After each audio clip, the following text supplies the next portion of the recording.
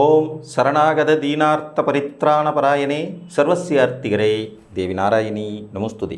வணக்கம் நேயர்களே, இது மகாலட்சுமி ஜோதிடம் வழங்கும் காலச்சக்கரம். உங்கள் அன்பு ஜோதிடர் ஸ்ரீராம்ஜி பேசுகிறேன். அனைவரும் நலமுடன் இருக்கிறீர்களா? நன்றாகத்தான் இருப்பீர்கள், நன்றாக இருக்க வேண்டும். இன்றைய காணொளியில் நாம் காண இருப்பது என்ன செய்யும் வக்ர கிரக தசை. இதுதான் தலைப்பு. பொதுவாக ஜோதிட சாஸ்திரத்தில் புரிந்து கொள்ள இயலாத சில நிலைகளில் ஒன்று தான் கிரக வக்ரம். கிரகங்கள் வக்ரமடையும் போது நமது ஜாதக கட்டத்தில் பின்னோக்கி செல்வது போன்ற ஒரு பாவனை ஏற்படும்.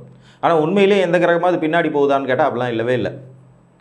ஒரு நீள்வட்ட பாதையில் குறிப்பிட்ட தூர இடைவெளியின் அடிப்படையில் ஒவ்வொரு கிரகமும் சுற்றி வருகிறது. இதில் குறைந்த அளவிலான நீள்வட்ட பாதை கொண்ட கிரகங்கள், அதிக அளவிலான நீள்வட்ட பாதை கொண்ட கிரகங்கள்னு இருக்கும். இது சயின்ஸ். நாம் சில நிலைகளில் அந்த கிரகங்களை விட வேகமாக சூரியனை சுற்றி வரும் அமைப்பு ஏற்படும் போது அந்த கிரகங்கள் நமக்கு பின்னோக்கி செல்வது போன்ற ஒரு மாயத் தோற்றத்தை உருவாக்கும்.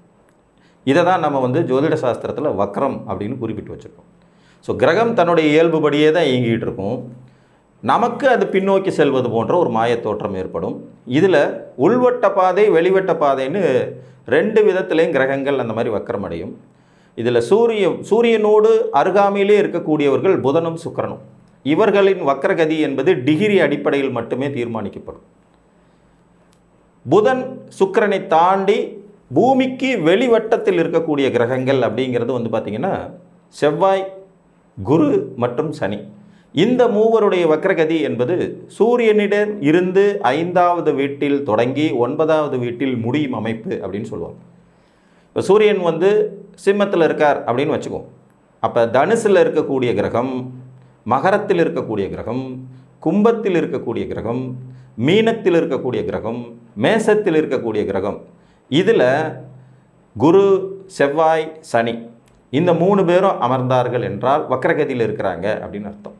இதில் 5ஆம் இடத்தில் 9ஆம் இடத்திலும் வக்ர ஆரம்பம் வக்ர முடிவுங்கிற நிலையில் இருந்தாலும் 6, 7, 8ஆம் இடங்களில் இருக்க கிரகங்கள் கம்பல்சரி வக்ரகதியில் இருக்கும்.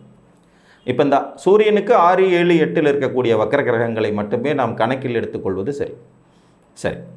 புதனும் சுக்கிரனும் வக்ரம் அடைந்தாலும் அவங்க எப்போவுமே சூரியனுக்கு பக்கத்திலே இருக்கிறனால இவர்களுடைய வக்ர அமைப்பு என்பது பெரிய அளவில் ஒரு தாக்கத்தை ஏற்படுத்தி விடுவது இல்லை. இப்போ புதன் வக்கரமாக இருந்து திசை நடத்தினார்னா வேறு மாதிரி பலனும், புதன் நேர்கதியிலிருந்து திசை நடத்தினா வேறு மாதிரி பலனும் நடக்கிறது இல்லை. அது ரொம்ப மைனூட்டான டிஃப்ரென்ஸ் இருக்கும். அது பெருசாக நோட்டிஃபை ஆகாது. ஆனால் அதே நேரத்தில் இந்த குரு, செவ்வாய், சனி பூமியினுடைய வெளிவட்ட பாதையில் இருக்கக்கூடிய இவர்களின் வக்ரகதி என்பது நிச்சயமாக மாறுபாடான பலன்களை தரக்கூடியது. இதில் மாறுபாடான பலன்னா என்ன அப்படின்னா ரொம்ப சிம்பிள். தான் தர வேண்டிய ஆதிபத்திய காரகத்துவத்தை ஒரு வக்ர கிரகமானது அழுத்தம் திருத்தமாக கொடுக்கும். சாதாரணமாக இருக்கக்கூடிய நிலையில் மேலோட்டமாக பலன் செய்யக்கூடிய கிரகங்கள் வக்ரகதியில் இருக்கும்போது ஆணித்தரமாக அதே பலனை தரும். இப்போ இதில் நிறைய பேர் நீச்சமான கிரகம் வக்கரமாயிட்டால் உடனே நீச்ச பங்க ராஜயோகமானலாம் கேட்குறாங்க. அந்த மாதிரிலாம் ஒன்றுமே கிடையாது. வக்ரம் என்பது ஒரு இயல்புக்கு மாறான ஒரு சிறு நிலை தானே தவிர அதை தாண்டி டோட்டலாக மாறுபாடான பலன்கள் நடந்துவிடும்னு சொல்ல முடியாது. இதில் வக்ரம் பெறுவதற்கான தகுதி உடையவர்கள் 5 பேர்: புதன், சுக்கிரன், சூரியன், செவ்வாய், சனி. குஜாதிபர்கள் அப்படின்னு சொல்லக்கூடிய இவங்க தான். ஏன்னா ராகுவும் கேதுவும் எப்போவுமே வக்ரகதியில் இருக்கிறவங்க, அவங்கள நம்ம கணக்கில் எடுத்துக்க முடியாது. அவர்கள் வக்ரமாகவே தசை நடத்தக்கூடியவர்கள். சந்திரன் வக்ரகதி அடைவது இல்லை. ஏன்னா இவர் பூமியுடைய துணைக்கோள்ங்கிறதுனால இவர் சூரியனை தனியாக போய் சுற்றுறதே இல்லை. பூமியை மட்டுமே சுற்றிக்கிட்டு பூமியோடு சேர்ந்து சூரியனை சுற்றுறவர். சூரியன் தான் அஃப்கோர்ஸ் வக்கரத்தையே உருவாக்கக்கூடியவங்கிறனால அவரும் வக்ரகதி அடைவதில்லை. அப்போ மெயினாக வக்ர கிரகங்கள் தசையை நடத்தும் போது என்ன செய்யும்? தன்னுடைய ஆதிபத்திய ரீதியான பலன்களையும் காரகத்துவ ரீதியான பலன்களையும் ஒரு ஜாதகருக்கு ஆணித்தரமாக தரும். புதனுடைய வக்ரம், சுக்கிரனுடைய வக்ரம் பெரிய அளவில் வித்தியாசப்படாது என்றாலும் கூட சிறு அளவிலான பாதிப்புகள் இருக்கும். இதில் புதன் வக்ரகதியில் உங்களுக்கு தசை நடத்துகிறார் அப்படின்னா அறிவு திருட்டு அப்படிங்கிற ஒரு ஆப்ஷன் உங்களுக்கு ஏற்படும். ஒன்று, நீங்கள் கண்டுபிடிச்ச விஷயத்தை யாராவது கொள்ளையடிச்சிருவாங்க. இல்லைன்னா மற்றவர்களின் அறிவை நீங்கள் திருடி அது உங்களுதுன்னு சொந்தம் கொண்டாடுவீங்க. இந்த ஒரு சூட்சமும் இருக்கும். அதே மாதிரி மற்றவர்கள் குழந்தையை வளர்க்கும், இந்த தத்து குழந்தை வளர்க்குற யோகம் யாருக்கு இருக்குன்னா புதன் வக்கரமாக இருக்கிறவங்களுக்கு இருக்கும். குழந்தை பிறக்காமல் இருந்து தத்து குழந்தை எடுத்து வளர்க்குற அமைப்பு சிலர்கள்லாம் இருக்கும் பார்த்திங்களா. புதனின் வக்ரம் இதை ஏற்படுத்தும். தான் தர வேண்டியதை ஆணித்தரமாக தரக்கூடியது தான் வக்கர கிரகங்களுடைய இயல்பு. சுக்கிரன் ஒருத்தருக்கு வக்கரகதியிலிருந்து தசை நடத்துகிறாருன்னா இதுவும் மைனூட்டான டிஃபரன்ஸாக இருக்கும். ஏற்கனவே திருமணமாகி முறிந்து போன அல்லது கணவனை இழந்த பெண்ணை மனம் முடிக்கிற வாய்ப்பு உண்டாகும். மற்றவரின் வாழ்க்கை துணையோடு குடும்பம் நடத்துகிற விதியையும் சுக்கிரனுடைய வக்கரம் தான் ஏற்படுத்தும். மற்றவர் வாழ்க்கை துணையோட குடும்பம் நடத்து, கணவன் இழந்து போயிட்டார், கணவர் பிரிஞ்சு போயிட்டார், அல்லது கணவன் இருக்கும்போதே தனியாக வந்து வாழ்ந்துட்டுருக்காங்க, அவங்களோடய இவங்க வந்து வாழ்கிறது அப்படிங்கிறது மாதிரியான ஒரு சூட்சுமத்தை உருவாக்கும். இது ஆண்களுக்கு. பெண்களுக்குமே இந்த விதி பொருந்தும். ஏற்கனவே டைவர்ஸ் ஆனவங்களை கல்யாணம் பண்ணுறது, மனைவியை இழந்தவங்களை கல்யாணம் பண்ணுறது, அல்லது மாற்றான் வாழ்க்கை துணையோடு குடும்பம் நடத்துறது, இந்த மாதிரியான ஒரு சூழ் அமைப்பு வரும். சுக்கிரனுடைய வக்கரம் வந்து பார்த்திங்கன்னா ஆடம்பரத்திற்கு அதிகம் ஆசைப்பட தூண்டும். இது வந்து வக்கரத்தில் அவர் தர வேண்டிய விஷயத்தையே ஸ்ட்ராங்காக தர்றது.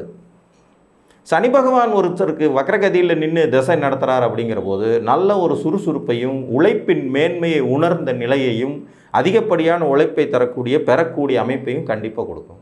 உழைப்பாளர்களால் நல்ல ஒரு முன்னேற்றம் யோகத்தை தரும்.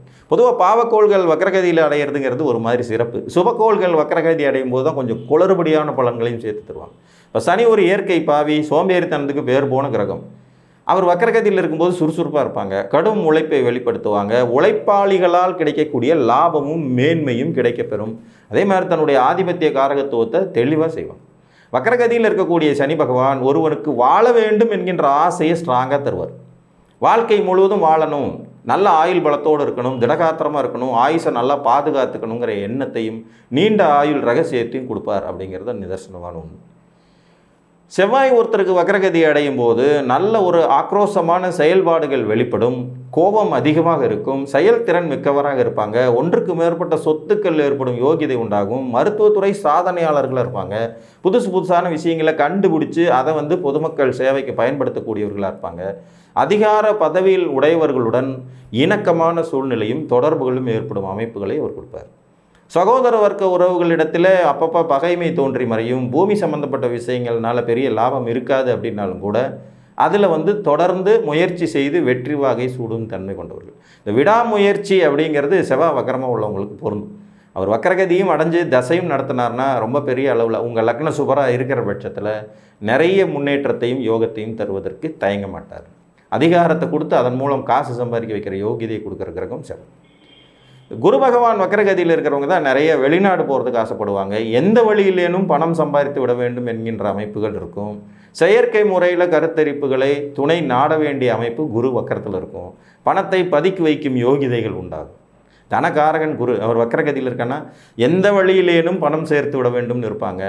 அதிகப்படியாக வெளிநாட்டில் வசிக்கிறதுக்கான வாய்ப்பை குரு வக்கரம் பெற்றவங்க தான் அடைவாங்க.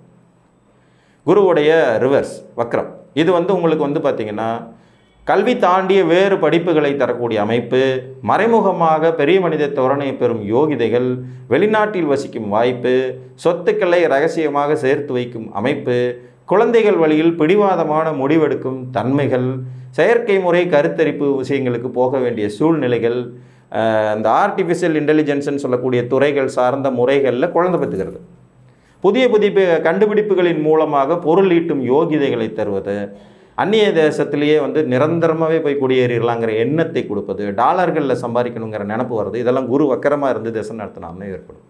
பொதுவாக வக்கர கிரகங்கள் தன்னுடைய காரகத்துவ ஆதிபத்தியத்தை எப்படியேனும் ஜாதகருக்கு கொடுத்தே தீருவேன் அப்படின்னு பிடிவாதம் பிடிக்கும். நேர் வழியில் கிடைக்கலையா குறுக்கு வழியிலையா தருவேன் அப்படிங்கிறது மாதிரியான ஒரு அமைப்பை பெறக்கூடியது தான் வக்கரம். வக்கரம் என்பதனுடைய ஒரு இயல்பு என்னென்னா, அதிகமாக பார்த்திங்கன்னா வக்கர கிரகங்கள் ஒளியை அதிகமாக சிதறடிக்கும். அதுலேயும் பூமிக்கு வெளிவட்ட பாதையில் இருக்கக்கூடிய கிரகங்கள் வக்கரம் அடையும் போது அது ரொம்ப பவர்ஃபுல்லான வெளிச்சத்தை பூமியின் மேலே சிதறடிக்கும் தன்மை கொண்டது. ஏன்னா சூரியனை விட்டு விலகி சென்ற நிலையில் தான் பௌர்ணமி சந்திரன் உருவாகிறார். இந்த கதை உங்களுக்கு புரியும் இல்லையா? சூரியனிலிருந்து 6, 7, 8ஆம் இடத்துல சந்திரன் இருக்கும்போது முழு பௌர்ணமிக்கான பவரில் இருப்பார். அதே மாதிரி தான் இந்த செவ்வாய், சனி, குரு போன்றவர்களும் சூரியனை விட்டு விலகி செல்லும்போது அதிக ஒளியை பெறுவார்கள். அது சூரியனாலேயே கிடைக்கும். இந்த அதீத ஒளி பூமிக்கு கிடைக்கிற போது அவர்கள் தன்னையே சூரியன் மாதிரி நினச்சிக்க ஆரம்பிப்பாங்க. நான் தான் அரசன் அப்படிங்கிறது மாதிரியான ஒரு எண்ணம் வரும். வக்கர கிரகங்களுடைய செயல்பாடே என்னென்னா சட்டத்திட்டங்களுக்கு கட்டுப்படாது. பொதுவாக வக்கர கிரகங்கள் அதிகமாக ஒரு ஜாதகத்தில் இருந்ததுன்னா இவர்கள் வாழ்வியல் தடைகளையும் நிறைய சந்திப்பாங்க. சட்டத்திட்டங்களுக்கு கட்டுப்பட்டு நடக்க மாட்டாங்க. சட்டப்படி இதுதான் நிஜம் அப்படிங்கிறதையும் தாண்டி தனக்கு எது சரி என்று தோணுகிறதோ அதை செய்து வாழ்வியலில் புதிய பாதை அமைக்கிறவங்களாம் வக்கரகிரகக்காரங்க தான். பழைய பாதை ஏற்கனவே போட்ட ரோட்லேயே அப்படியே போயிட்டு வந்துக்கிறதுங்கிறதெல்லாம் உங்களுக்கு பிடிக்கவே பிடிக்காது. புது புது திட்டங்கள், புது புது சட்டங்கள், புது புது முயற்சிகள், புது புது யுக்திகள் மூலமாக இந்த உலகியலை நடத்தி செல்லும் சாமர்த்தியம் அல்லது தங்களுக்கென்று ஒரு தனிப்பாதையை உருவாக்கி கொள்ளும் சாதுர்த்தியமும் வக்கரகிரகங்கள் திசை நடத்தும் போது தான் நடக்கும். மொத்தத்தில் வக்கரகிரகங்கள் நன்மைகளையும் தீமைகளையும் கலந்த நிலையிலேயே தரும் என்பது உங்களுடைய ஆதிபத்திய காரகத்துவ விசேஷத்தின் அடிப்படையிலே நடக்கும் என்று கூறி மீண்டும் ஒரு காணொளியில் உங்களை சந்திக்கும் வரை உங்களிடமிருந்து அன்புடன் விடைபெற்றுக் கொள்வது உங்கள் அன்பு ஜோதிடர் ஸ்ரீராம்ஜி. நன்றி, வணக்கம்.